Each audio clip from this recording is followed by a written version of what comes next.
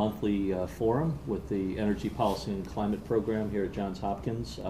I'm Will Burns, the Associate Director of the program, and for those of you that haven't been here before, welcome to Johns Hopkins, and I hope that you'll also attend future forums. I'd like to initially introduce our speaker today, Alexandra Oakes, who is Director of the Climate and Energy Program at the World Watch Institute, and a member of the Institute's management team, and also the editor of the Revolt blog, which, if you haven't seen it, is a really go-to place for energy and climate issues. He also does a lot of other stuff. He's president of the Forum for Atlantic Climate and Energy Talks, FACET, which is a really interesting fora to look at transatlantic climate and energy policy making. He also has a Hopkins connection. He's a senior fellow at the American Institute for Contemporary German Studies here at Hopkins, and he's also an adjunct professor at George Washington University. And today he's going to look at various political and policy contexts of development of renewable energy in both developing countries and developed countries. And with that, I present Alexandra Oakes. Thank you, Will. These are very warm words. You know, I found myself with my bike on the overturn, I think you say, on K Street this morning that leads, I think, straight into the 66, if I'm correct. Because I was presenting at the Montreux Energy Forum this morning, and the only way really to get there, I could look down on the building where I had to be, basically on a highway, was to jump and leave my bike behind.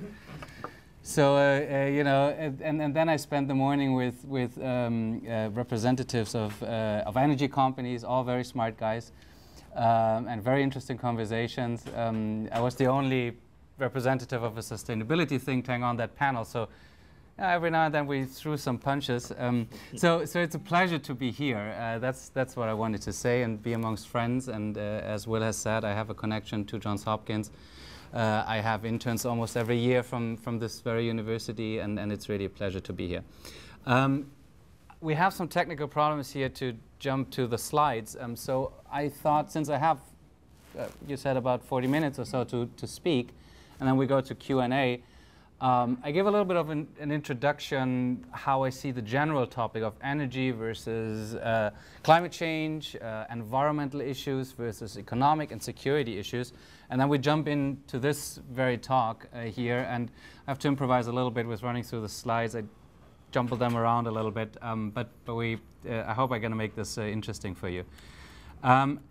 So climate change, of course, as many of you know, has been identified by many leaders in the world: prime ministers, presidents, UN secretary generals, leading scientists, vast majority of scientists as the most pressing global challenge. But most of us who are following this will probably also agree that the necessary action to present the worst impacts of this most pressing global challenge and to mitigate the challenge itself has not followed yet. The actions have not followed the rhetoric yet.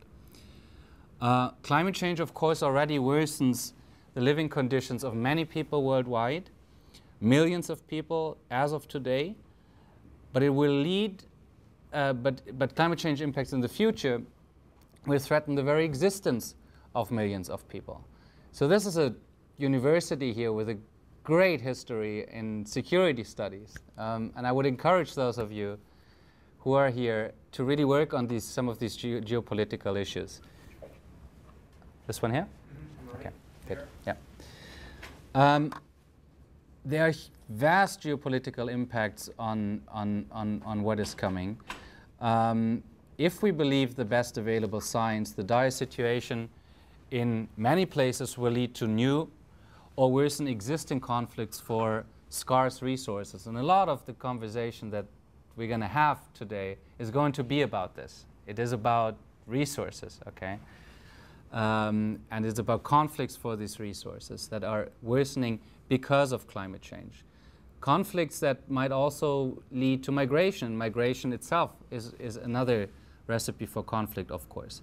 So this is really my first point. I urge you to not see climate change just as climate change and energy issues just as issues of energy security. But I would argue that what we need is a much more holistic view. We need to find a more sustainable path to our future. We need to find a growth path that is at the same point addressing our social needs and our economic needs and our environmental needs.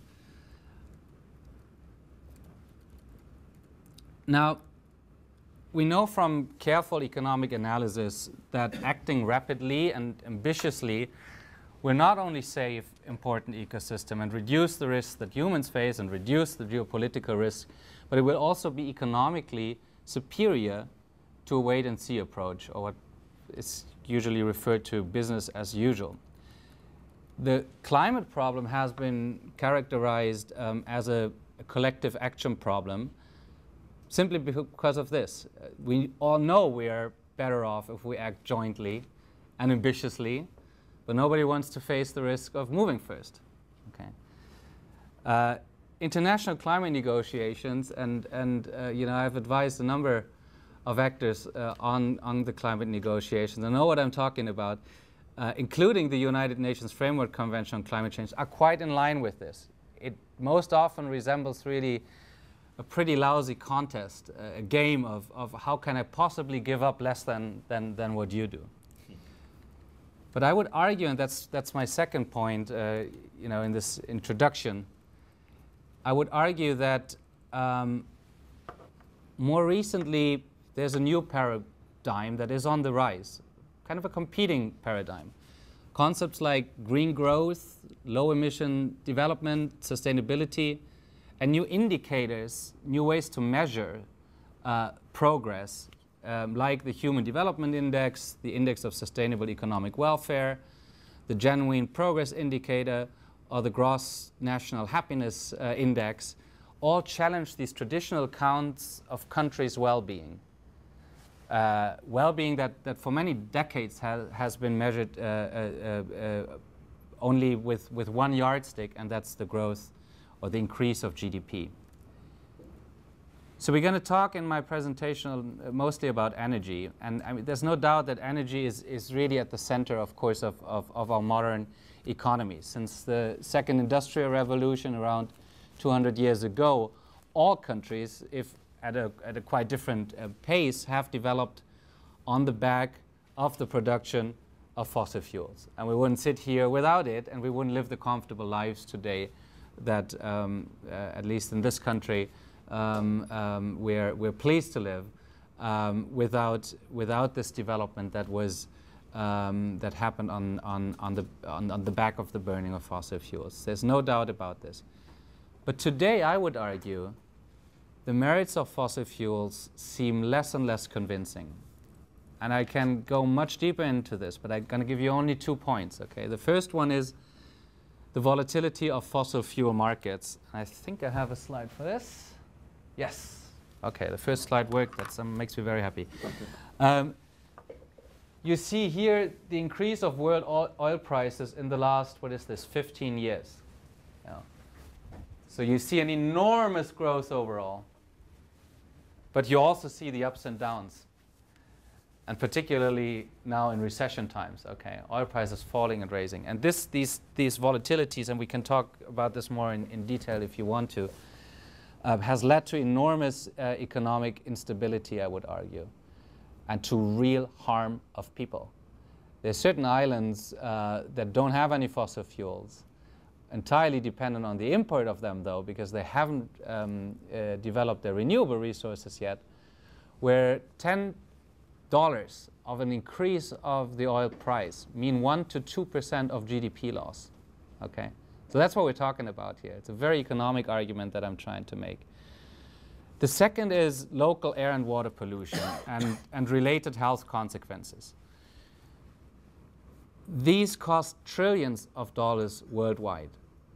And these are not some, funky assessments of some green institutes out there. The National Research Council in this country estimates the hidden costs of fossil fuels in the United States. No climate change involved yet. The hidden costs of fossil fuel use in the United States. So these are costs that are not reflected in the market prices, that the polluters, those that burn the fossil fuels, do not pay for. It's hidden costs to society that all of us here pay at about $120 billion annually. Okay, that's in the United States, National Research Council 2 years ago. The Chinese believe that pollution in their country and pollution-related healthcare costs amount to about 10% of their GDP. 10% of the Chinese GDP. I don't have the number. I should actually have it. It's probably quite astonishing. So, and then you have, so in sum, my argument here is basically that fossils, even if you take climate off the table, increasingly don't fuel our economies, but in many places start to threaten to suck energy out of economic development. And against this background, I'm going to speak a little bit about where different countries stand. But of course, it is a huge difference if you're a country like the United States, where you still have a lot of coal left, what is considered cheap coal. I just quoted some numbers that show that it's not exactly cheap. But where you have gas, where you have a boom in shale gas right now, where you still have significant oil resources in your own country, and where the northern neighbor, Canada, is soon to become very likely the world's #1 oil, not just producer, but exporter. Or you are in a country like Germany, for example, that has run out of coal, that doesn't have any significant gas and imports it all from, mostly from Russia, that doesn't have any oil, okay?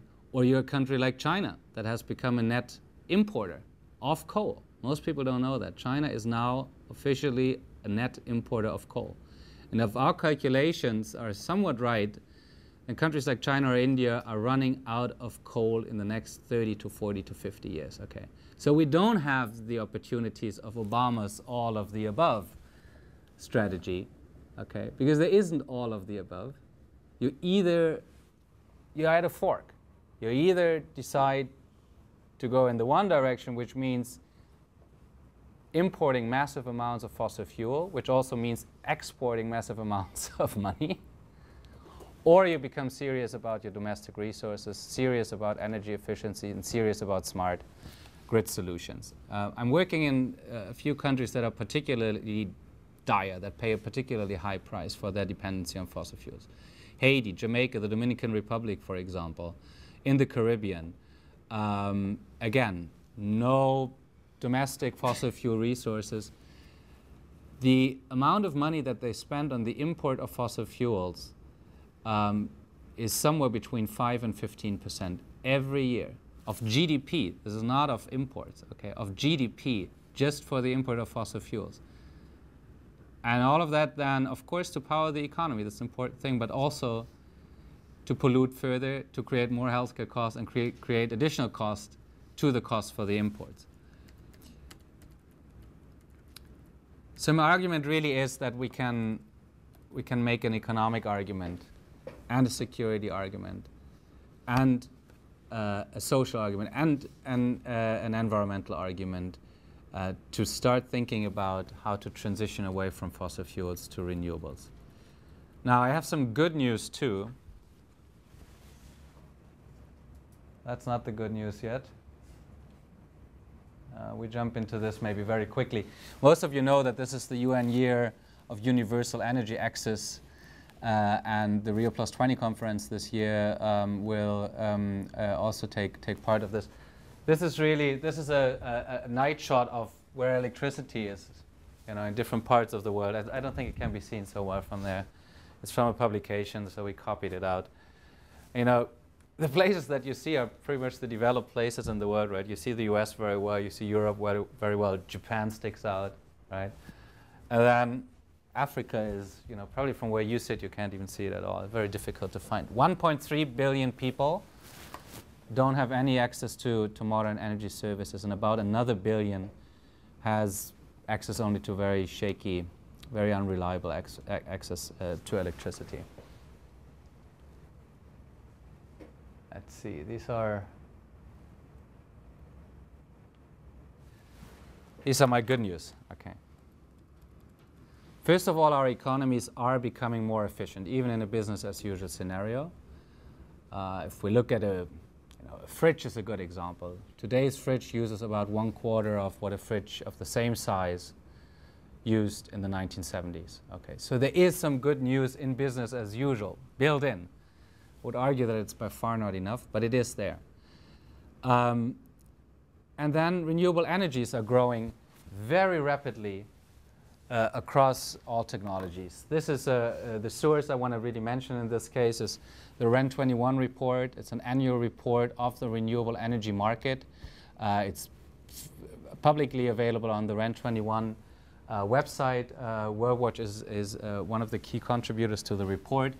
The lead author is a WorldWatch senior fellow, so we're very proud of this because we're actually documenting renewable energy trends now more closely than fossil fuel trends are followed. Okay, so the numbers you find here are usually updated quicker, and I would argue that they are at least as precise as the fossil fuel numbers you find out there.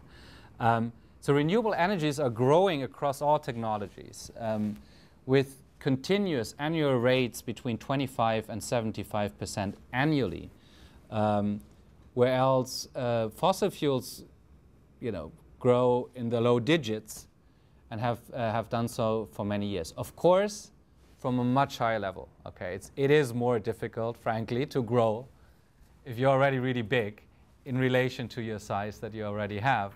Then, if you're still relatively small, you can come to much higher growth rates. Nevertheless, these growth rates are absolutely amazing, and even the most optimists among us, if we had talked about this 5 years ago, people would not have believed you. This is a great success story. Nuclear growth, by the way, is of course the only energy source that has been negative for many years, not just since Fukushima. And the renewable energy growth is mainly due. This is the growth for solar PV, 81% in 2010 alone. PV is a particular success story in recent years on a global scale. But you find very similar graphs in shape for many other resources, including wind, including biomass, and so on. This is the other part of the same story. You have these enormous growth rates, but I talked about the existing built-in infrastructure that continues to work. And so this is what it gets you to, okay? You still have more than 80% of final energy consumption in the world provided by fossil fuels. Okay, so you have these enormous growth rates for renewables, but in terms of the overall share, it's still less than 20%. Differs a little bit whether you look at electricity only or primary energy, or whether you look at consumption or production or capacity, but the numbers are roughly in this area. And this graph shows you that on one slide, okay, you have the growth of renewables in terms of, this is renewable generation, in this case of global electricity generation, which, has almost doubled. If I look at this, it has probably doubled in the last 10 years, okay? But it's still relatively flat. Okay, so now this is only generation of electricity. It excludes hydro. So this is why the number is lower than the 18% you have seen before. But this is the renewable power generation additions as share of global power generation, okay? And here you see 25% almost every year. What we put on the grid, or what we have in terms of off-grid electricity solutions, are already renewables. So the additions are quite significant, not just the growth, but increasingly we're getting to quite significant additions to the existing grid. So the reasons are two, okay? First, for why we see this growth. First, technologies have matured much quicker. Prices have come down much quicker than we had all anticipated. And secondly, there's important support policies around the world that drive new and massive investments into this sector. China is now the #1 investor in renewable energy, $50 billion in 2010 alone for renewable energies. On top of this, grid enhancements, on top of this, energy efficiency measures, and many other so-called green measures, okay? Let me see him. If we talk about policies here, this is a map that shows you renewable energy and climate change mitigation policies in 2004, either or. You know, I don't want to go into the details here. You see the different colors for either a renewable energy target or policies or both, okay? And this is how the world looks like in 2011, okay? So while I would argue that we're nowhere close to solving climate change, and this issue is very dire and a very pressing issue, as I mentioned in the introduction, you know, it's also fair to say that we have come a long way. I mean, if we look at the difference between 2004 and 2011, it is quite significant. We are making progress.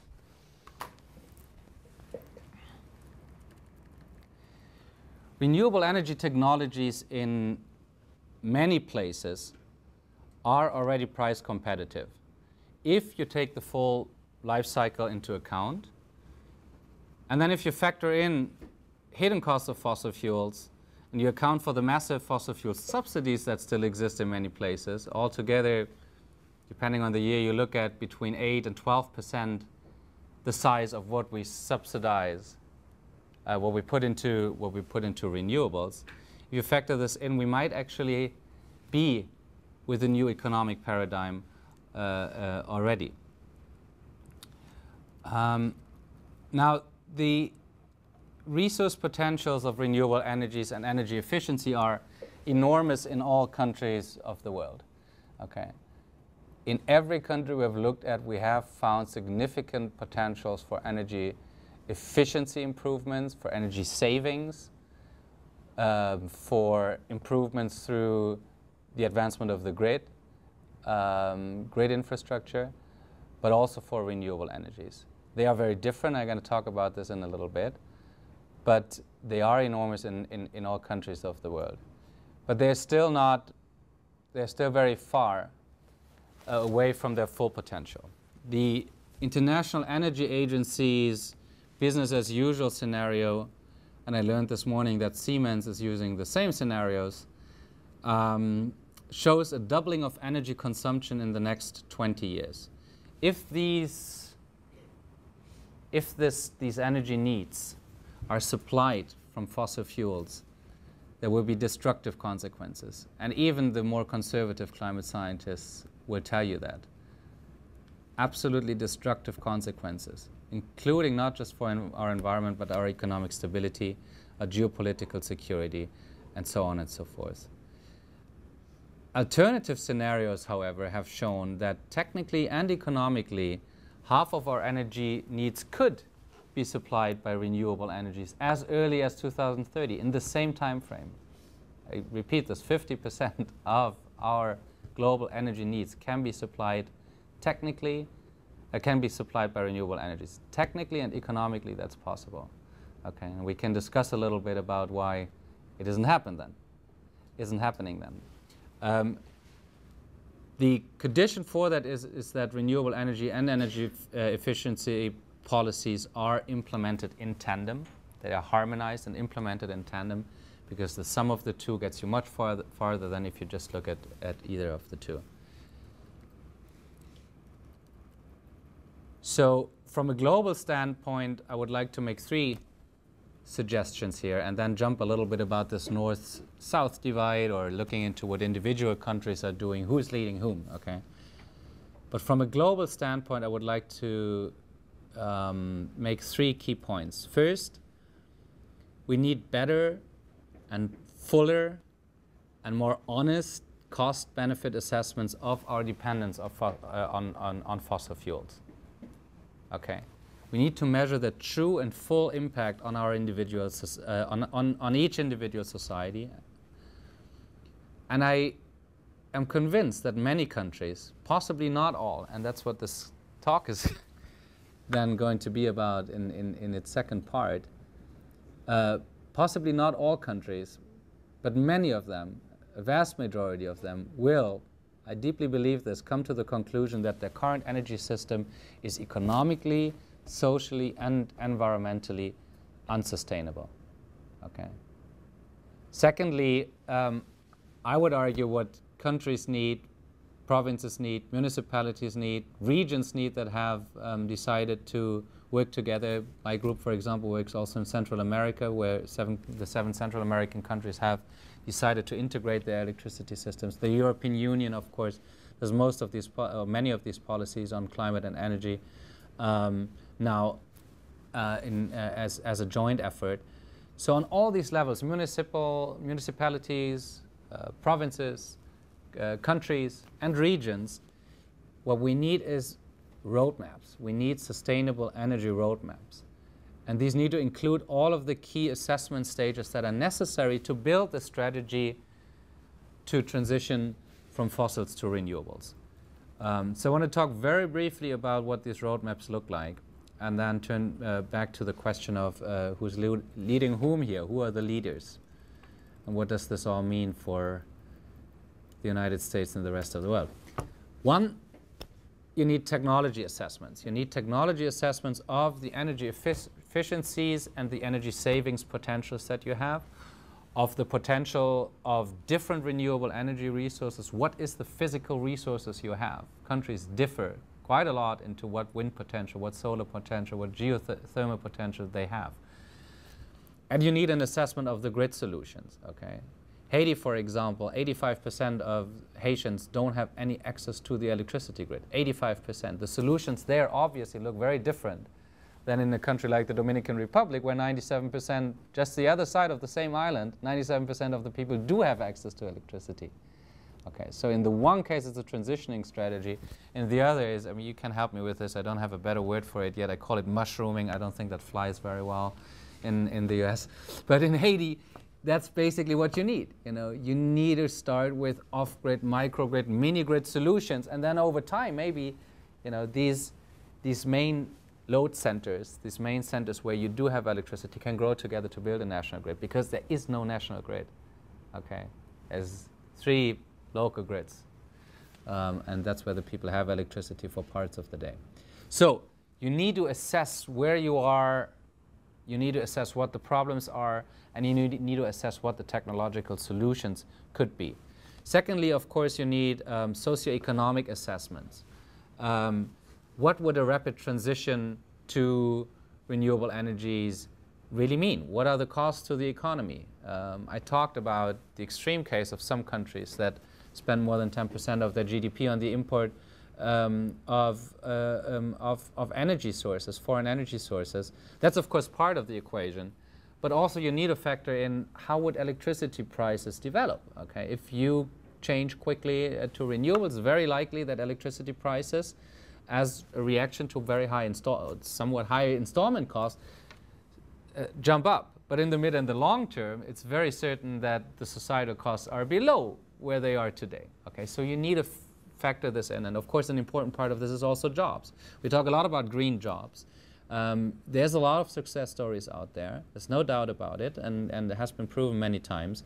It is one of the fastest growing sectors in many economies, and actually made that through on relatively stable growth throughout the economic recession. But there might be jobs at risk also, and I would argue that we need a much more honest and serious assessment of this. Okay, whether these are the coal miners or whether it is, you know, many countries where I live, the tourism sector is an important sector, and you have a lot of resistance against renewables because people think, I think falsely, that if there's a wind turbine somewhere there, you know, then people stop coming. Okay, so you need to work on stakeholder dialogues to find out about what would be, the reactions of these main actors and what would be, and work with them actually on socioeconomic assessments. And then the third part is you need an assessment of the policy and regulatory options that you have. The toolbox of renewable energy support policies, or more broadly climate policies or green growth policies, is there. And we have a lot of experience now with these different policy tools that we didn't have 10 years ago or 15 years ago. Okay, because countries have done steps, in many cases baby steps, but even from these baby steps there's a lot to learn. And so the effectiveness of different mechanisms towards different goals is proven, okay? But you do need to look into which tools might work best towards overall development goals. There's a lot of policy tools out there that have social redistribution or social factors factored in. Okay, so which policy works best to the overall development goals, but also which fits best in a given regulatory environment, and which one is politically feasible, which finds a majority of people. And finally, you have to assess the capacity building needs in the finance sector and the assessment of available funding. Domestic and international funding, public and private funding. You need to work with commercial banks, see what products they have, why they are not more interested in the market, what tools would make the investment climate more interesting, because after all, of course, in the long run, this is all about redirecting capital investments into those green energies. And thirdly, I would argue we all need to see a little bit more courage, okay? Courage amongst us to challenge our conventional paradigms. That I think have proven, and I gave you some of those numbers, somewhat shaky. And we need to see more courage, obviously, from our political leaders, our governments on all levels of policy making. They need to quickly assess what the most viable options their entities are, and to figure out strategies that transition our economies in the direction of energy systems that are actually in the economic and the social and in the environment interest of their people, and not just maybe a small minority that continues to benefit from the status quo. No, let's see this here. Yes, okay, that's interesting. I don't know, do I have to stay close to this mic? I don't know. Do you think this is for the camera? So this shows you the top 10 countries. We're going to talk a little bit about now who's leading who, okay? And who might be the winner, who might then we open it up to the discussion maybe, and I can give you a few more insights from my involvement in negotiations and so on and so forth. So this shows you the top 10 countries for solar PV capacity, you know. And this always makes me happy as a German, you know, because this is Germany here, okay. Yeah. By far the world's biggest PV capacity. What is this? Like maybe 3 times the one of when comes Spain, Japan, Italy. The black color isn't chosen so well. I think that's probably hard to see, okay. United States, Czech Republic, very new actor in this field, okay. So this is from 2010, you know. Now why is this? Shall we come to questions right after? Sure. Yeah. So why is this? Okay. It's obviously because Germany has so much sun. It's such a warm tropical country, right? Why are you laughing, Will? This here shows you the real map. Okay, of course that's my joke here.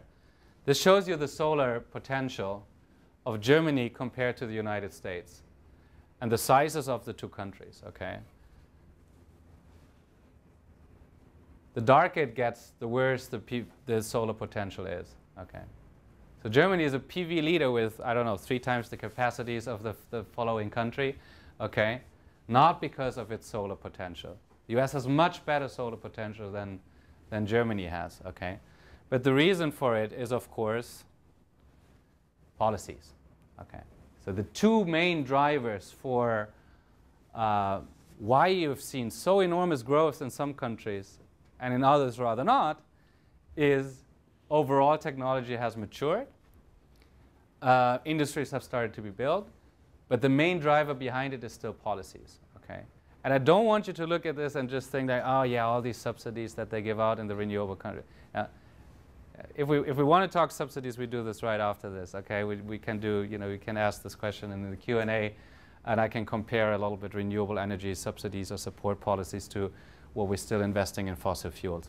But what you see here is, you know, I'm going to go into the details of these, but you see different measures, different policies and measures and initiatives, mostly legislation actually, that was implemented in Germany. So it started in 91, 97, 2000, 2004, 2009, and this is the reaction of different technologies to these new policies. The market is reacting to these policies.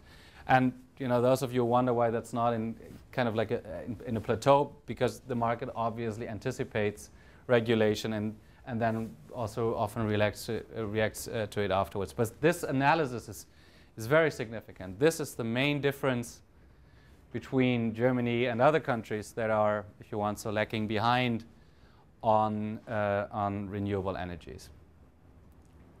End of slideshow. Interesting. Good. Sorry, I reassembled them as I said before. Let me see here. Bear with me for just a second. We're gonna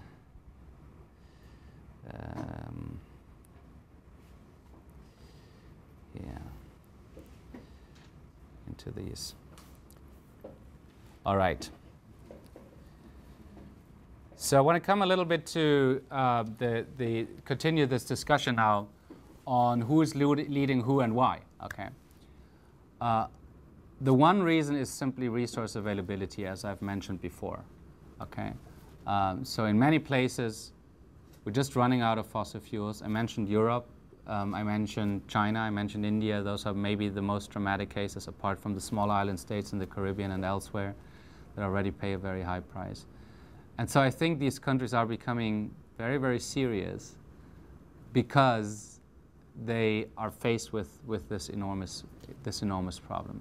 When here in 2010, climate and energy legislation fell apart in the Congress, and most of us that really passionately care about these issues were quite down for a while. I traveled to India, and I couldn't believe how much India has changed on the issue. I'm working with Indian policymakers for more than 10 years. I was a member of the Indo-German Forum on Climate Change. I always enjoyed it a lot because I think the Indians are very outspoken, they're very political, and they tell you what they think and what they mean, and they're not keeping that in the back of their heads. And it was absolutely amazing for me to see how much the country has changed. There's a number of governmental officials who stepped down in protest of the progressive position of India in international climate negotiations, but also on sustainable domestic energy issues, because they still believe in what's called this Kuznets curve. Most of you probably know what the Kuznets curve is. Okay, you need to first grow and become rich, and then later on you can become clean. Okay. The Indians don't want to take this path. And I would argue they don't have the option to take this path. Okay, because they do not have the fossil fuels to repeat what we have done in our countries, in the so-called developed world, the industrialized world, the most industrialized world. They do not have the option. So that's why they're becoming very serious about it. Now, if you talk about India, for example, what do you have in India? You have 45% of people without any access to electricity. So if you make the decision as a country that you want to serve these people with domestic renewable energies, you clearly have a market. Okay, that's obviously a good starting point. Secondly, you have one of the world's biggest, I think it's the biggest by now, biggest wind energy producer in the country, Suzlon. And you put out millions of energy engineers every year. You have a very developed IT branch, IT sector, similar to Silicon Valley, that is very eager to work on grid solutions, smart grid solutions, and everything you need for highly advanced renewable energy technologies as well. So I really this really gets me to kind of this final question here: who's leading whom? I do think these countries become very serious, not because they're better people than people elsewhere or in this country, okay, but because they feel a much more of a pressure to really address their energy needs, and then, you know, obviously the political system plays into this as well. You know, you have in different countries you have different political systems and parliamentary systems. They tend to be able to move a little bit quicker than in countries where you have built-in a big separation of powers, that countries are more built on stability. Usually in countries where you have a very high amount of private campaign financing, that's also not always helpful, because those who support the status quo find their means to influence politics, to say it mildly, which you don't have in countries so much where you have public energy system, public campaign systems. So all of these things add to it. But even if we look from this kind of objective point of national interest, then you do see differences across the Atlantic and throughout the world. I have a few more interesting numbers that I wanted to give you to support some of the trends that we see, or some little snapshots maybe from other countries than India, China, and Germany that I already mentioned. South Korea is an absolutely amazing place to study right now, with a government that has become extremely serious about really transitioning their growth into new, greener and more sustainable sectors. If we talk about energy, South Korea, and I've got this on slides here, I'm going to make sure that I give this to Will, and then you have a little bit a longer version than the few slides that I showed. South Korea was the world's 10th largest energy consumer in 2008. The 10th largest energy consumer. It's the 5th largest importer of crude oil. It's the 3rd largest importer of coal, and it's the 2nd largest importer of liquefied natural gas. So yet again, you're in a situation where you import almost all of your energy, where you're faced with the volatility of oil prices, and the last 10 years taught a lot of governmental leaders a lesson in this, and overall increasing fossil fuel prices.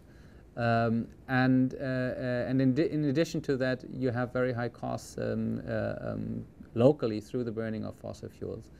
So it's not really a surprise from my point of view that South Korea has now shifted course and has been so serious about redirecting their investments. It has, I think, invested 97% of their economic recovery package, 97%, into technologies that it considers to be green.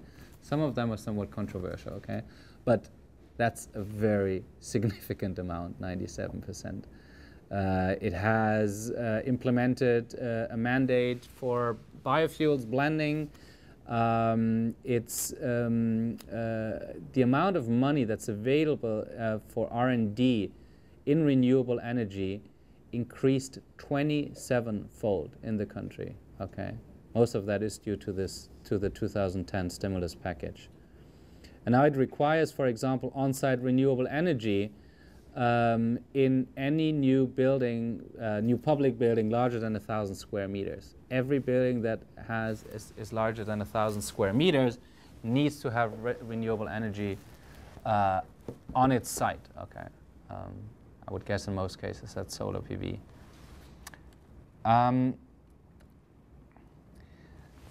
Now let's talk a little bit about the United States to finish this off. I'm sure that is of interest for most of you here in this room. It is really an ambiguous picture. I don't belong to this group of Europeans who like to bash the United States at all. I'm living here for a long time. I have many friends here, and I see a lot of amazing things in the United States. But it seems to me that the inability of, particularly of Congress, not to move forward with anything that can be called, you know, an energy policy, and that is doing what I mentioned before, starts to assess the technological opportunities, starts to assess the real cost. The $120 billion annually, okay, from the National Research Council, that was a study that Congress had asked for. Okay, I haven't seen that mentioned in any political document since. You know, I don't know. There might be a few champions in Congress who have, but I have never seen it. Okay, so this kind of honest assessment what our current energy systems cost us here in this country, and what the options are to transition our energy system to one that is more in what I would argue, again, the interest of, you can call this the 99%, or you can call it the majority of the people, okay? Which is an energy system that is stable, that is provides a stable basis for our overall economy, but that is economically and environmentally and socially sustainable. That has not happened, okay? And because that has not happened, it's very difficult to convince, I think, the majority of the people out there why and how we can change, why we have to change, and how we can make this happen, why this is good for our societies. Okay, when you have a presidential candidate in this country right now who runs almost solely on the ticket now to reduce gas prices to $2.50 a gallon. Okay, at the same time, many of his voters believe that the government shouldn't have a role in people's lives so much. You know, where are these cost reductions coming from? I mean, first of all, we have a global commodity market. Okay, so the influence of governments into the global prices for these commodities is quite limited. What you can do is you can even direct more subsidies into the fossil fuels that are already out there. Okay, just last week, a bill in Congress was defeated yet again to just at least take the subsidies away from the top 5 earning oil companies out there. Okay, now you know, there's very little movement on these issues. Very unfortunately, I don't know where people think the money would come from to make gas that much cheaper. It would come from the taxes. Okay, so you either have to increase taxes, which nobody wants, or you have to take it from other programs. I'm not understanding why I, who doesn't own a car, have to pay so that the gas price goes down to $2.50. I have no understanding of this whatsoever, and I think increasingly people don't. Okay, so from that perspective, things don't look very well. Then on the other hand, though, you have, of course, amazing things happening at the local level, at the state level. So when I'm coming to Europe, that's always the first question that I'm asked, you know, what's going on in the US? You know, why are they doing what they're doing? Now, you need to explain this all, okay? And I'm always saying, you know, there's really two sides to the story. It's not, you cannot reduce your focus on what's happening or what's rather not happening in federal policies yet, okay? I'm saying yet because I think and I'm hoping it is coming. Okay, you have to look also at what's happening locally and what's happening in the states. And as many of you know, there are renewable energy portfolio standards. There have been very important tax measures. Many of them ran out at the end of last year, and we're going to see what happens to the domestic renewable energy companies here. Most people look at Solyndra if they talk about solar energy, and I will absolutely admit that is something that was relatively unfortunately what happened there. But people usually don't look at all of the success stories that renewable energy sources and technologies and companies had in this country.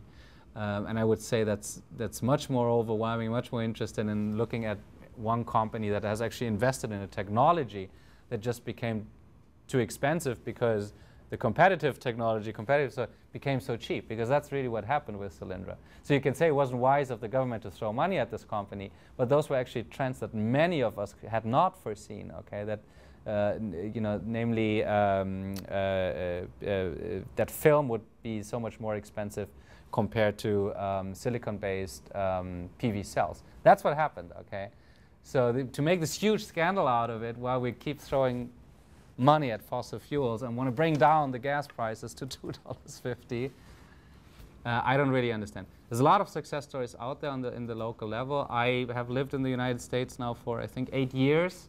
I've seen this country change a lot. When I came to Washington, let me finish on this maybe somewhat funny thought. When I came to Washington D.C., it's only 3.5 years ago. I lived in New York before. I had a bike helmet under my arm. I entered a dentist's office, and I hadn't even said a word in my German accent, you know, and the person at the front desk already goes like, "Hey, you look so European, you must be European, okay?" And I said, "Why is that? You know, I haven't said a word yet, you know." Well, you have a bike helmet, okay? This has changed significantly. I mean, maybe, you know, it needs people to come from the outside to see this. I think it's quite amazing to see in many pockets of the country how quickly the country changes. But yet again, I think it would be in the national interest of the country, if not to the same extent as it is for other countries that don't have fossil fuels, that run out of them so quickly. But in the long term, I think it is very much in the interest of this country to also transition its energy system to domestic renewable energy resources. So, thank you very much. I'm going to give Will a PowerPoint with, I think, about 40 slides. I hope you are grateful that I didn't run through 40 slides here. And I'm looking forward to our discussion. Yes, my name is Alejandro Cort. I used to work for an international company on climate change issues. And I ask you, please correct me if I am wrong. You talk about Germany and about India. In the case of India, they have some kind of market for certificates, renewal certificates. So at the end of the day, the government has targets, but there's a market, an internal market. In the case of Germany, amazed to me that in February this year, the policy changed. There was a huge disruption of the policy, and a consequence of this disruption, there's a market price about the supply of PV panels that dropped the price at €1 per watt installed. Yeah. Because all the Chinese brought panels over there, but the policy disrupted, so there were a supply, additional supply. Could you explain why Germany took this position? I mean, the easiest answer now would be to say budgets are tight everywhere, and you know they're always about a trade-off between different policy goals that you have. You know, for a while, you know, the thing is we're working with a number of different policy tools. So you know, here a lot of the discussion when we were still talking about legislation on climate and energy was, is a tax better than emission trading? You know, in Germany you have both. You know, you have an emission trading system and you have an eco-tax that tries to take away from what's considered bad, pollution, and puts it towards what's considered good, which is, you know, reducing labor costs, putting people into work. On top of that, there is a feed-in tariff, which is another market mechanism. And particularly the feed-in tariff has led to massive investments in the sector. Through that, I said before, it's still a very policy. Most markets are to some extent policy driven. This one is in particular because there's this competition with an energy source that works from the, from the advantage of built-in infrastructure for 200 years and still is highly subsidized. But what it has led to, these policies have led to, is a very quick increase of renewable energies, at the same time a reduction of costs. Okay. Now with the built-in feed-in, does everybody know what a feed-in tariff is? In some states here, there is application of feed-in tariff. Yes, some of the states in the U.S. have. It's another example of how states are filling the kind of the vacuum, the political vacuum at least, that the federal government leaves, right? So feed-in tariff, you get a fixed amount of money for every megawatt hour that you as a renewable energy producer feed into, that's where the name comes from, feed into the grid.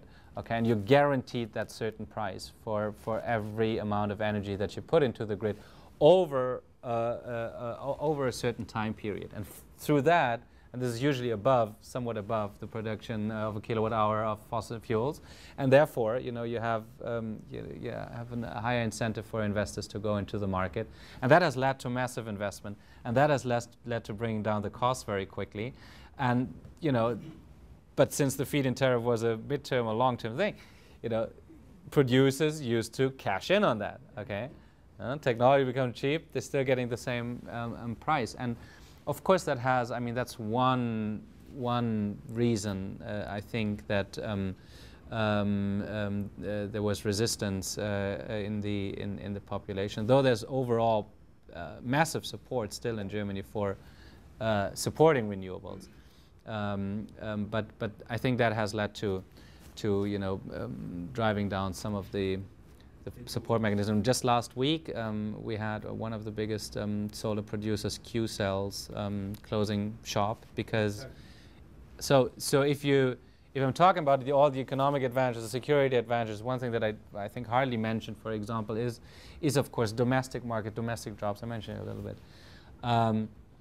Then this is a market like every other market that has problems, that leads where policies sometimes lead to disruptions, even if they overall are working, I would argue, in the favor of our societies.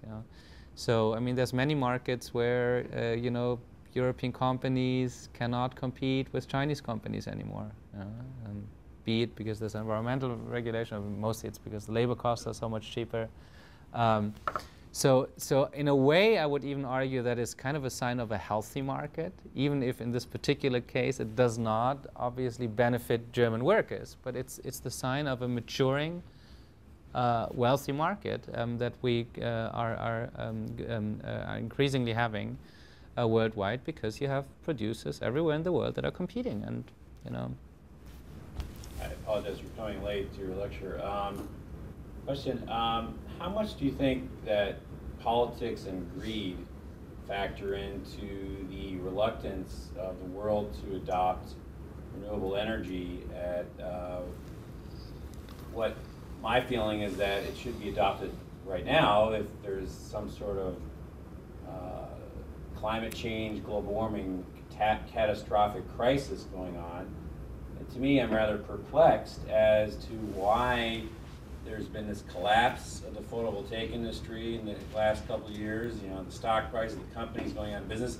I don't see too many oil and gas companies going out of business. So to me, it seems like there's a lot of corruption in Congress, with lobbyists pocketing huge amounts of money from continuing down this road of using fossil fuel use. That's just a question I'll pose to you. So two things, just want to very briefly come back to a slide, because I think I showed it before you came. And to talk about the solar PV industry breaking down globally is of course,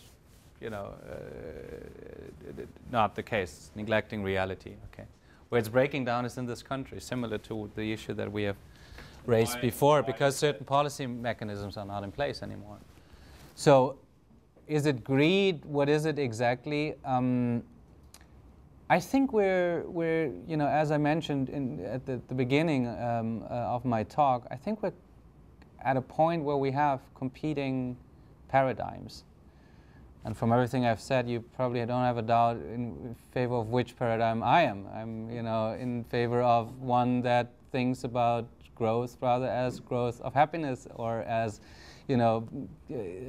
really sustainable growth that supports our economies and our lives in the long term, and that allows us to have children. And that, I'm talking increasingly to industry people who, on the panel, they're defending, what they call clean coal so strongly, And after the meeting, they come to me and say, like, hey, by the way, but I have 2 little kids, and how serious is the climate crisis really, I mean, so I would argue that, you might be a supporter of the Tea Party movement, or you might be a supporter of the Occupy movement, okay?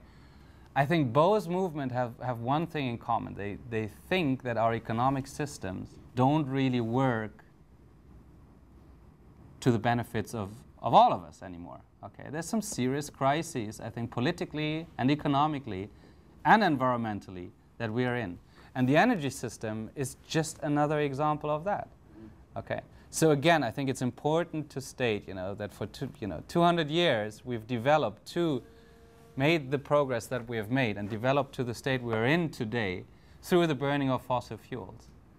But today we understand what environmental and economic and social problems this has caused. Look at the countries that have most of the fossil fuels. I talk mostly at those that don't have another chance than transitioning away from fossil fuel inputs. Look at many of the countries that have fossil fuels. Are they particularly wealthy, healthy countries? Where the people are particularly Look at Nigeria. I mean, and I tell you what a healthy country looks like. We have this, who is Friedman, I think, called it Petropolis, okay? How the world is increasingly ruled by, this dependency on fossil fuels that leads to a very unjust global system and at the same time really leads to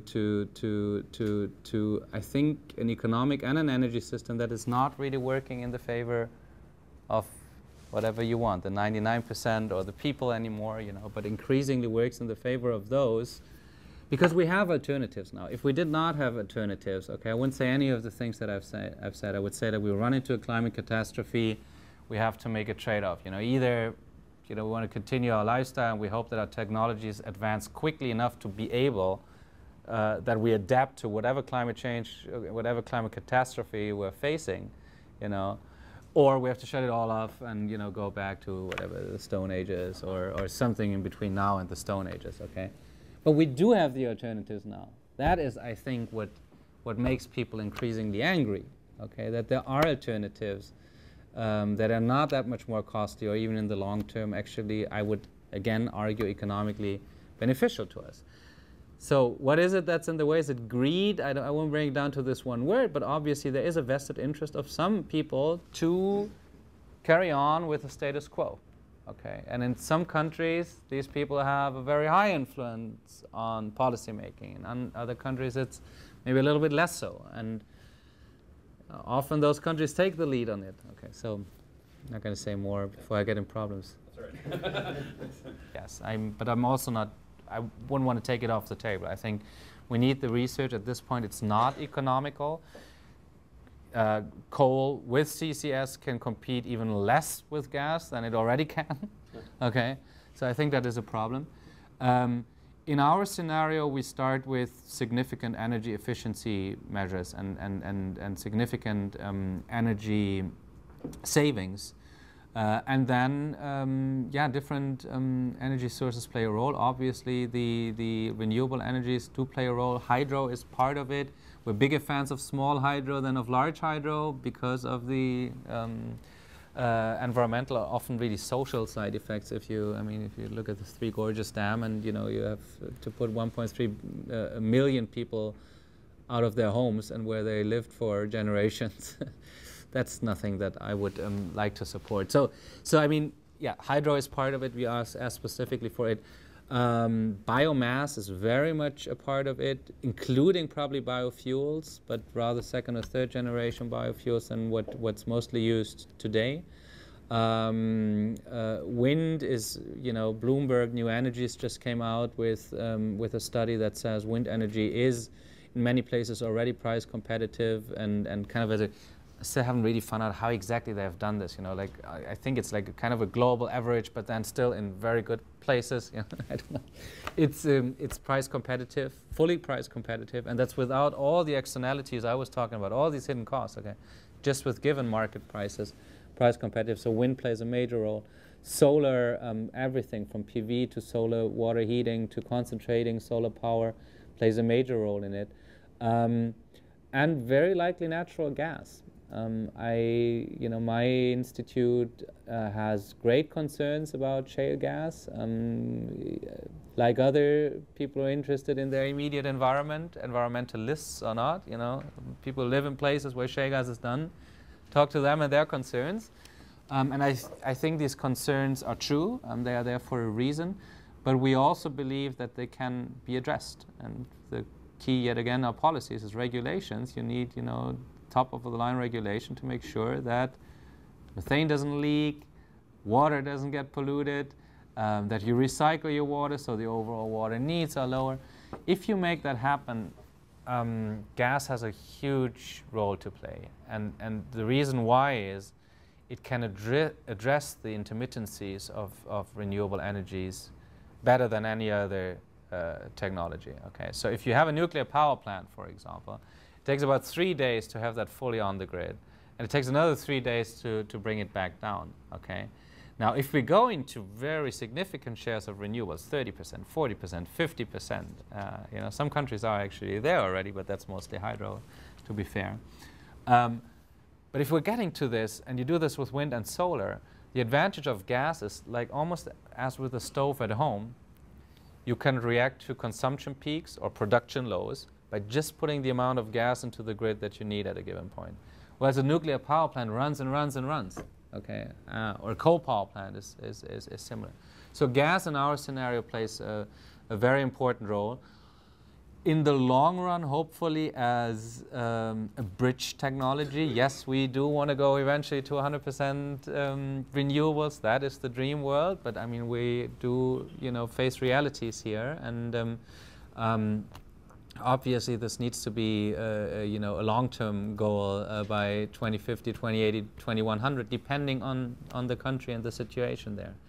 But overall, I believe that everyone is wrong who says this is our one solution, okay? This is the one technology, or this is the one policy also. It's actually mirrored in the policies. I think there's, we need to think about this much more holistically.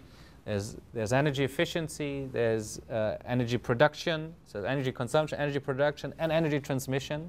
And you need to be smart in all of these three major categories. And then within the categories, there's different solutions. Off-grid solutions, on-grid solutions, micro-grid, mini-grid, wind, solar, geothermal, pretty soon probably wave and tidal. I'm not an expert on this at all. Some people say, there's two totally contrarian arguments out there that shows you that the technology isn't very mature yet and the thinking about it isn't. But one camp basically says we need another 20 years to have wave and tidal, which would make a huge impact in many countries where I work, island states particularly. So we're 20 years behind wind energy. And then the other camp says, you know what, in the next 2 years we're going to be there, fully price competitive, don't worry about it. Okay? So geothermal, we have, the good thing really is, I would never, I think, build a narrative like the one I built today and couldn't honestly do so if I wasn't absolutely convinced that we have the solutions at hand. It's a matter of political will. I think to come to energy, and that includes, again, our policymakers, that need to be more courageous about honest assessments of how the system looks like today. I need to try to bring the majority of the people, I know that's much easier said. I worked as a political consultant for a long time, so I know that's easily said, very, very hard to be done. We need to try to bring the majority of the people behind it, which I think you can do with the right arguments. But in that sense, it's not an all of the above strategy, I would argue, that the Obama administration currently says it is following, but it is one, it can be called many of the above strategy, okay, or all of the above other than fossils. And in my case, I'm a very relatively strong opponent also of nuclear. I just don't think it's the technology that leads us where we need to be. And the reason why in the U.S. there wasn't one nuclear power plant being built since the 1970s is not that the U.S. was, the utilities weren't allowed to. The reason is just no utility, no company wanted to go the risk of doing it. Okay, so you only can do it with massive public support, loan guarantees, most importantly, Even then, we'll see what comes out of these 2 new reactors in Georgia, with gas prices being so low, natural gas prices being so low. And the latest experience from so many countries around the world, Finland, reactor is now at twice the price than it was anticipated to be, 2 years behind in terms of when it was supposed to go on the grid. I I just don't, at least it's not the big solution, you know. For countries that are very ambitious about, China and India, for example, there will be 7-8% of their electricity needs in 2030. Not a lot, but something, you know, whatever. You know, if they want to go this way, that's fine. I don't think it makes sense for economic reasons. So all of the above, apart from fossils and nuclear. Do you see any of the SIDS just on developing nations you work with inviting renewable industry, saying experiment, or because we are so at risk or so based on tied to the fossil fuel market that please just come try experiment? Yeah. Is that something that's happening? Yes, I do believe that they are. I mean, problem is always the developing countries or these small islands developing countries. I mean, I mentioned the example of Haiti and the Dominican Republic before. It's the same island of Hispaniola, and the countries are entirely different culturally, in terms of their regulatory environments, in terms of the build infrastructure, everything. Where they're relatively similar is they both have very good renewable energy resources, so it's really fun to work there because these people, I mean, I'm advising governments on climate and energy policies for more than 10 years. I've never run into open doors like this. You know, I mean, it's absolutely amazing how they embrace you there, how they want it. And it's, yet again, this has so changed from this kind of attitude a couple of years ago. Low carbon, what do you want? You know, you are the ones to act first. You know, we need to develop towards, okay, this is hampering our energy situation, is constraining our development. So yes, there is an attitude now, much more of come in, help us figure this out. And you know, the Dominican Republic, for example, has a feed-in tariff. It is not fully implemented yet, so it is there on paper. The implementation is a little bit more of the problem there, but fantastic tax and very, you know, very successful tax measures, both import taxes, which are reduced or fully actually eradicated for clean energy technologies that come into the country. A number of measures still to be improved, but is, I would say, on the way to become a leader. Costa Rica wants to be carbon-free by 2030. We'll see whether they get there, but let's say, you know, they get to, I mean, they actually have a quite significant share of water already. I think it's 80% or so. That's already 80% of the electricity of Costa Rica already comes from renewable resources.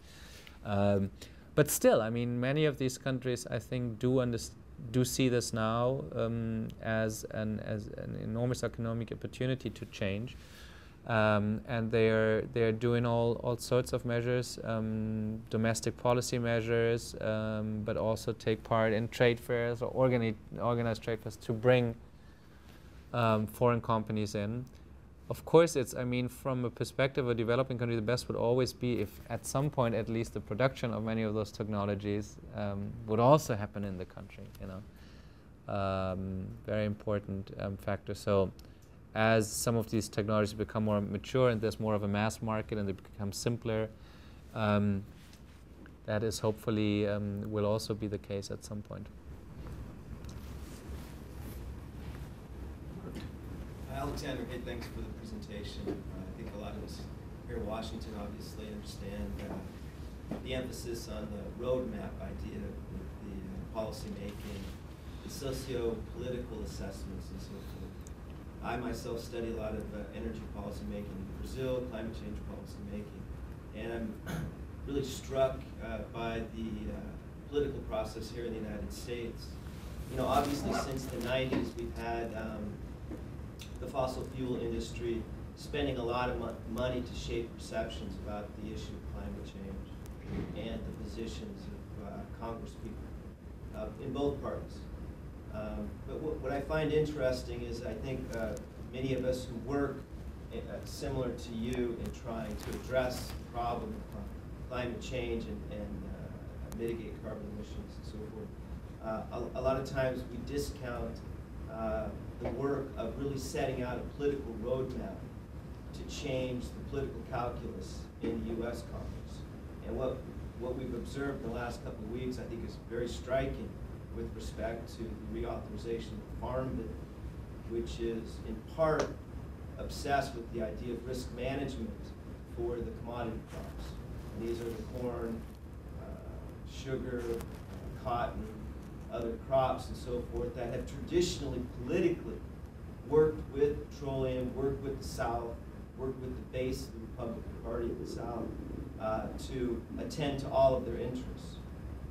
And the thing that struck me the most, and I'm somewhat involved but not directly, is that still at this point with the fiscal crisis and the Republican Party's own budget of massive cuts to the subsidies in the commodity programs, that the producer associations continue to, in a sense, stick with their coalition, which includes the fossil fuel industry, and rather than pivot to a strategy that is based on risk management on climate change. What we've seen, you showed the solar potential in the United States, and it's precisely there where a lot of the crops fail due to fires and droughts and so forth.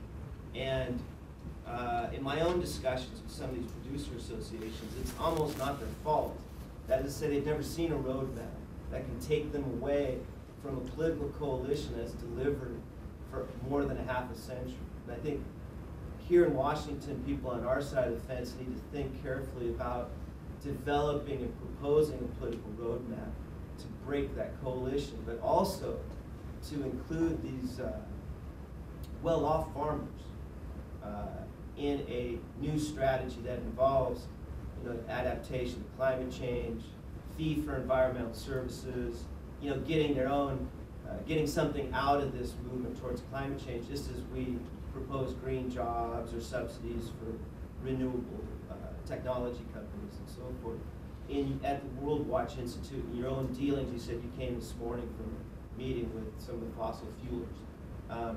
What's your own thinking about how to go about better detailing out a roadmap to get at least the commodity producers here in the United States of biomass towards a more climate-friendly approach with regard to politics and policy?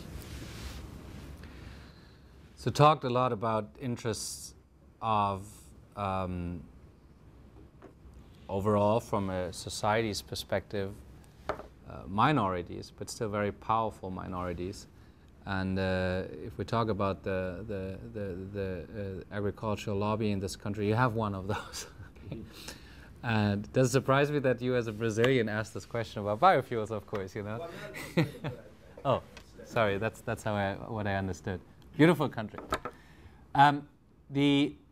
The problem is you have locked in a very basic failure with the support of biofuels in this country, and that is you're supporting an energy source that in net has hardly any advantages for the climate. It uses almost as much energy as it produces. The good thing is you can use it in cars. Okay, so you just transition energy that you have, whatever, that's mostly still up to almost 50% in this country produced by coal and by gas and by other sources, into a source that you can use in cars. Okay, that is much more transportable. That's the big advantage of oil, of course. However far we got with our solar cars, it's not that easily applicable to mobile systems. So this industry is very highly subsidized. I wish I had my notes here. I gave an interview on it last week. I don't want to quote any wrong numbers, but it was, even to me, quite surprising how high subsidies really are. And now, if you ask me for figuring out a strategy to work with the sector, there's ways to do it. Usually my experience is that people who are living on the countryside, including farmers, actually they do often, they obviously have much more of a sensitivity of climate change, of weather patterns changing, because they work with the climate and the weather, and not as us, oh, it's hot again, let's turn the air condition on a degree higher, right? So I think there's a sensitivity. That would be one point to start. Many of them might have mixed not an agricultural expert, as you can tell, but have probably mixed production of plants and animals and so on, and it's very likable that climate will hit some of those areas, you know. So there's a first trade-off, you know. You know, we should maybe grow something else than what we do, which does not improve the climate change situation all too much, and we know what that is. You know, there is second and third generation biofuels, but there's a lot of tricky issues involved. It's very, very difficult. First of all, there's the interest in the continuation of the status quo. You know, most of these farmers make very good money with how the system is, so the incentive to change isn't just there. I just started to work in the German embassy as a secretary for energy and climate, so I'm very much interested in the discussion here in the US. And my question was, did I understood right that the global renewable potential you said is 50% only? No. Okay. What I said is that we build an alternative scenario to what's called business as usual, and the IEA and many others have worked with what's called business as usual. In our alternative scenario, we're saying that technologically and economically it's possible to get to 50% renewables as early as 2030. There's no doubt that there is enough resource potential in solar alone to power the whole globe. There's no doubt about it. And you know, I mean, this is the old example. If you can put a man on the moon, you know, why can't you improve technologies that already exist to the point that we're using them all and in the smartest ways? So yes, there is a potential to power, and that actually includes the transportation sector, 100% renewable. But that's obviously a long-term, multi-generational goal. I think the 10-20 year time frame is a very good time frame. I make very good experiences with that in talking to policymakers about this. It's often we say that policymakers only think in the terms of the next election, but that's not always true. I mean, you know, and so. But the 10-20 years time frame is one in which things are very real. If it's longer than that, people say like, well, what do I know what the world in 2030 looks like? Maybe we live on Mars by then, you know.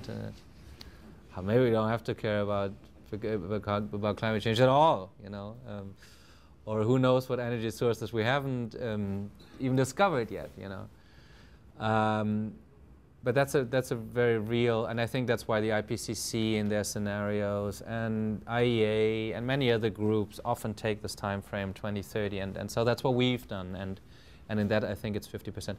The Germans have built an energy scenario to 2050, and then there's a European one. So WBGU did that, and I think it gets to what, 90% renewables or something by 2050, isn't that? That's on your assumptions. So in some cases it's possible to do 100%, but of course the last percentage is very expensive. So Yeah.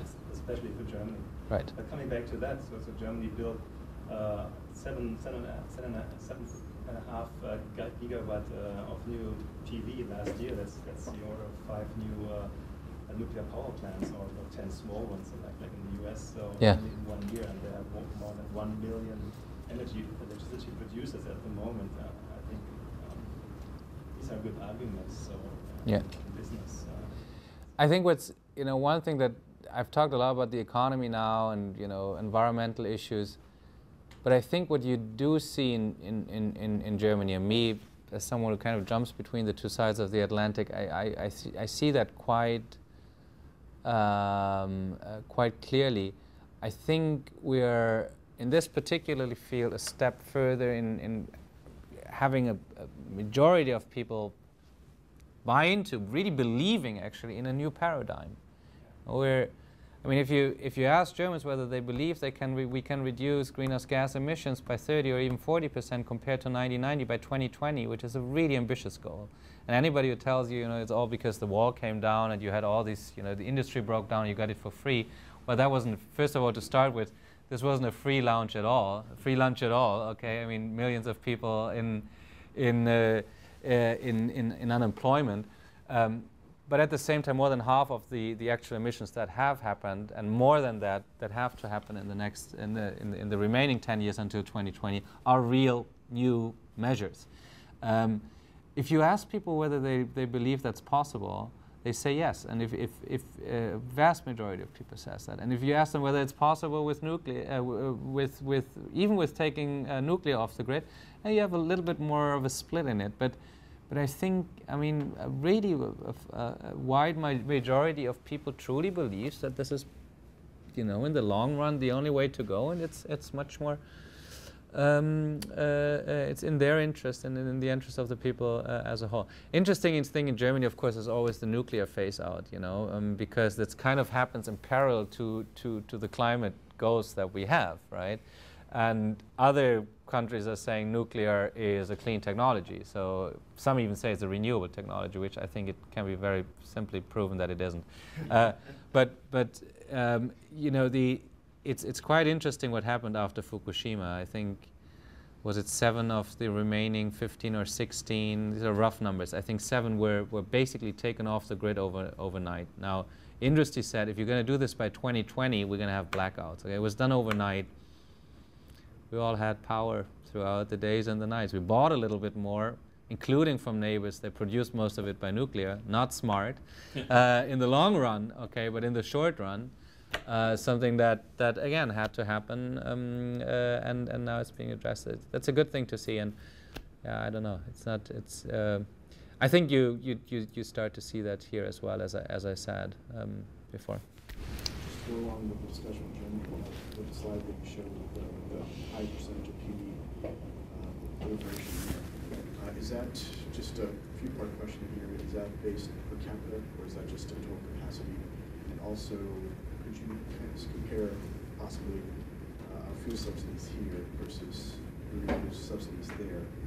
And how are populists so confident and optimistic about renewable technology? Is there a huge educational campaign that's being also practiced there, that's the information is being spread out so that people are aware of these campaigns? Wow, now I wish I had this question before, because there's many things to say about it and I don't want to talk too long. But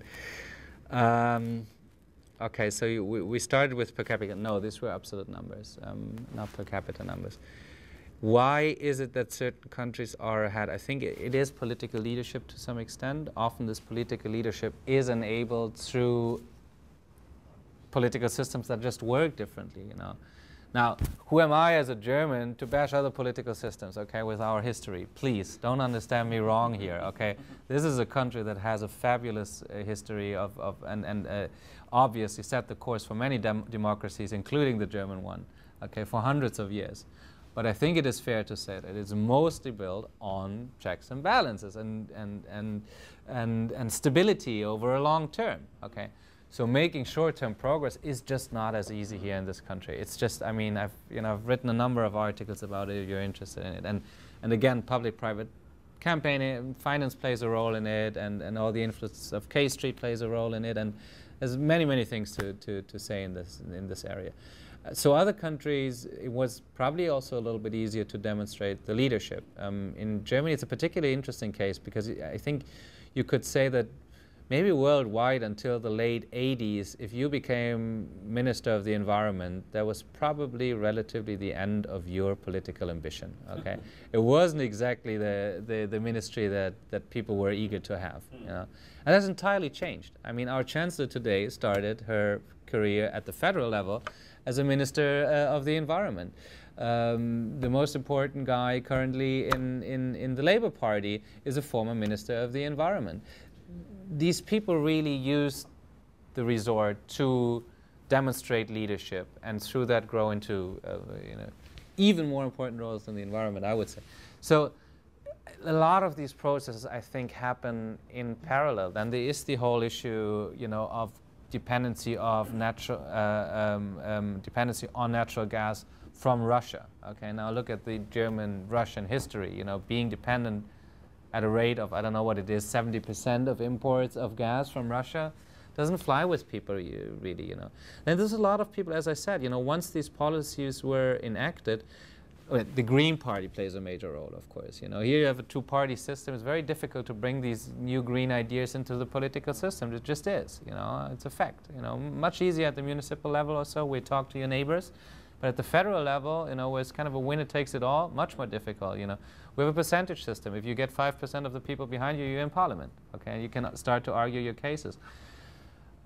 Yeah, this whole Green Party movement against the background also of Chernobyl in 1986, and so that it all plays into this. It plays into the foundation of the Green Party. The Green Party, the ideas that the Green Party brought to Parliament were increasingly being absorbed by the other parties.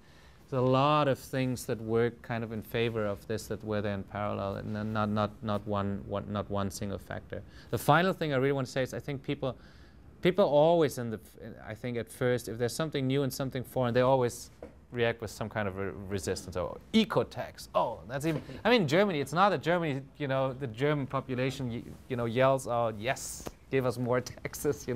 That would be wrong. So there was a resistance to the eco-tax at first of a majority of the people, but then actually it didn't change people's life all that much. Same with the feed-in tariff. I mean, some of the numbers that were put out there before the feed-in tariff system was installed, horrendous. Okay, this is going to cost the German average household of 4 people 1,500 euros per year more. Okay, with 2,500. I think it's now, I don't know whether some of my German colleagues have the real cost for it, but it is, what is it? Is it 50 euros a year? For renewables? Yeah, for the feed-in tariff. Well, that's rising at the moment. It's around 100 euro okay. per family. For rich society, okay. Eco-tax is the same thing, costs of living went down at different points. More people were put into labor. And once these mechanisms were understood, I think that created the support that then, re-encouraged leaders to continue this path. In the end, they want to be elected in Germany as much as they want to be re-elected here. Okay, so many factors, I think, coming together. I'm going to say you just answered my earlier question. The United States is, if you compare the United States, over 300 million people compared to some small country like Costa Rica, we're much more agile to change versus the United States. We have a completely diverse population, 50 different states. Yes. And the federal thing, and just the 2 parties, so it all makes sense why we've been so slow to change our energy policy. Yes, and I wrote an article that you can find on my website also about it.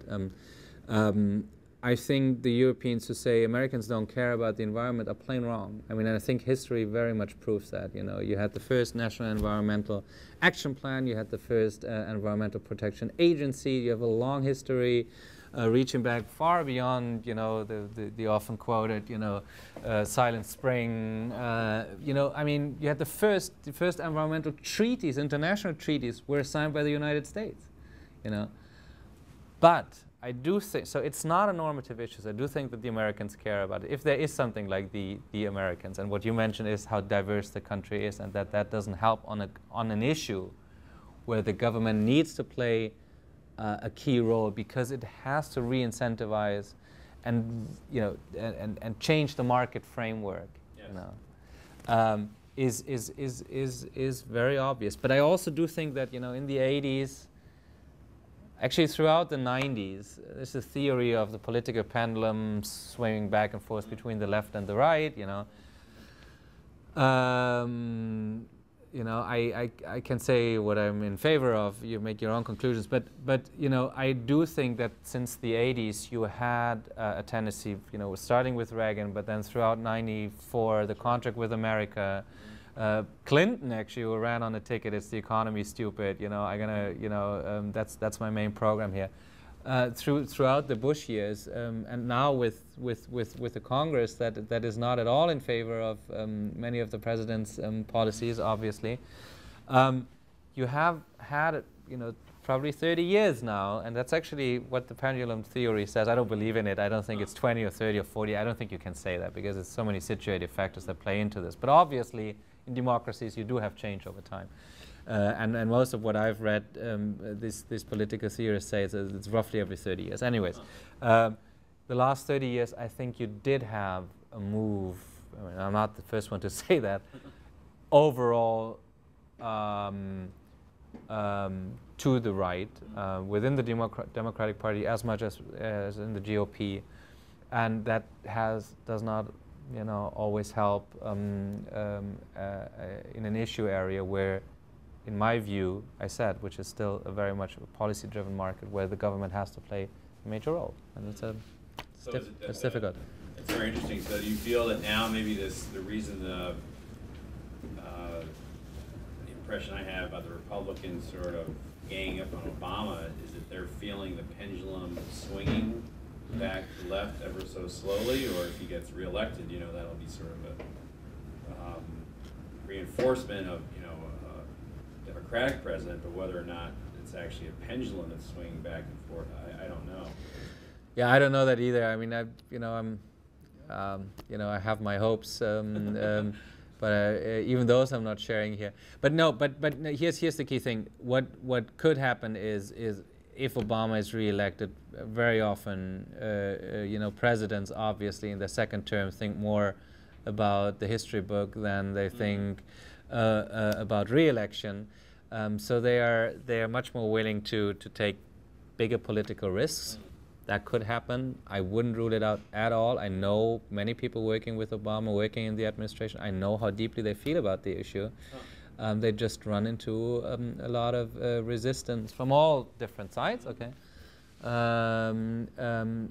so I wouldn't rule it out that he makes this issue, amongst others, maybe one of the key areas, signature areas, where he really wants to make significant progress. But I do think it would be many wouldn't now say that's wishful thinking, but I think it can happen. It would be on the energy side. It would not be on the. I would be very surprised if it was on the climate change side. It's more kind of a bottom-up movement towards solutions that are good for us, rather than this thinking of we have a global problem, we need to do something about climate.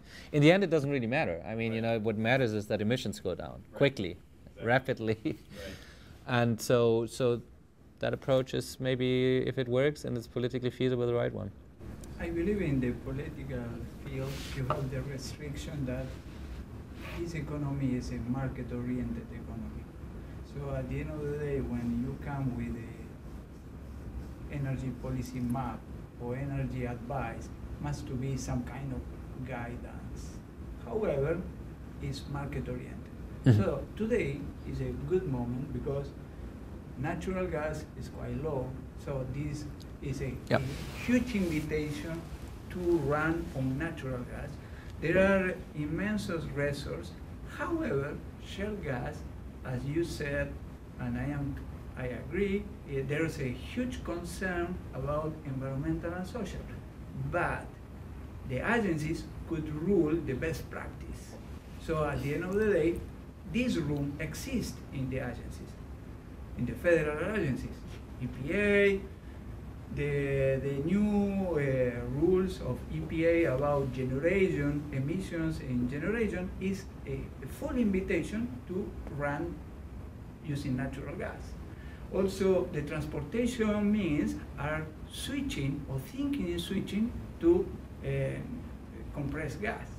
So these are things that are slowly going, but they are a huge fundamental market. Absolutely. I mean, but I think people make a mistake who look at the market and then on policy. So for analysis reasons, this kind of deconstruction of the world we're really living in is good. In reality, of course, these two elements of our life are very closely intertwined. And the idea that there is something like an invisible hand of the market that leads us towards a greater public good is, I don't think, something I can really believe in. There is also no unregulated market. Modern markets, the kind of markets we're living in today, are strongly regulated from every single point. You're going to look at it. It is about changing the framework so that the market, through policy, so that the market works differently. And I think that's what you mentioned, and I would agree with this, that you can change the market forces so that they play out more towards what I would call, the happiness of our societies, after all. One word maybe about the natural gas and how much that, I think it's an amazing thing to see. US emissions will come down for that very reason. That's a very, very good thing. But you get at some point, it doesn't get you nearly close enough where this country has to be. And I think what is really important for the United States is, yes, to embrace natural gas because it is the better power source than coal is, but also to make sure that you don't build in an infrastructure that then is in the way of renewable energy production in the future, or what is equally worse, leads to the kind of energy squandering that you've seen in this country for so many decades. You know, I mean, the German economy is twice as efficient. We need half of the energy for the production of every single dollar of GDP or euro, whatever you want to pick. Then the US does, and other countries are even more efficient than we are. And that is, in the long run, is a good thing for an economy. It's a good thing, you know. And it's a bridge. It's a bridge, Also- yes. Yeah, also in absolutely. In the pocket, US today, 50% of the oil is coming from foreign sources, and the gas is domestic. So at the end of the day, from US trade point of view, it's a really benefit for US. Yes, I agree. But there's a difference between short, mid, and long term. And, you know, none of us is God. I guess we're going to have to wait to see how this really plays out in 30 and in 50 and in 100 years. I do believe, still I have the economic arguments to support it, and I think it's becoming increasingly clear that the US is in a different situation than Europe is, or China is, or India is very clear. I said that from the outset. Whether it's good for the country, the society, the economy, security, in the long run, remains to be seen. I would argue that it probably isn't, you know. But yes, shale gas is or gas generally, natural gas is very helpful in the short and the midterm. And I mentioned the intermittencies of renewables and how natural gas can address that key problem that renewables have. So yeah, maybe we can end on a hopeful note. Sounds good. Thank you very much for coming. Thank you. Thank you.